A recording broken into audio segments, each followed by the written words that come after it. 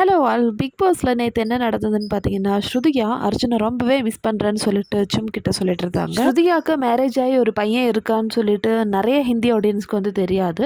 So Shruthika வந்து சொல்கிறாங்க, என்னோட பையனையும் தான் மிஸ் பண்ணுறேன்னு சொல்லிட்டு. அது மட்டும் இல்லை, பிக் பாஸ்குள்ளே வந்து நான் என்னோட டயட்டு பார்க்கவே இல்லை.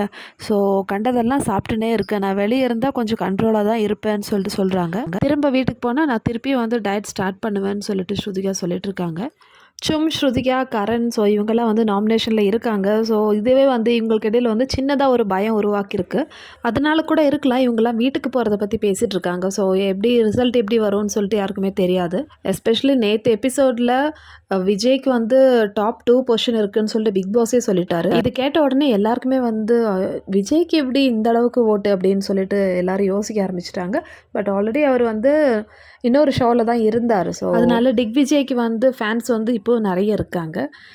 இதை பேஸ் பண்ணி கூட இருக்கலாம். இவங்கெல்லாம் வந்து கொஞ்சம் பயத்தில் தான் இருக்காங்க. நாமினேஷன் ரிசல்ட் எப்படி ஆக போகுதுன்னு சொல்லிட்டு மேபி அதனால கூட இருக்கலாம். இவங்கெல்லாம் வந்து எவிக்ஷனை பற்றி பேசினே இருக்காங்க.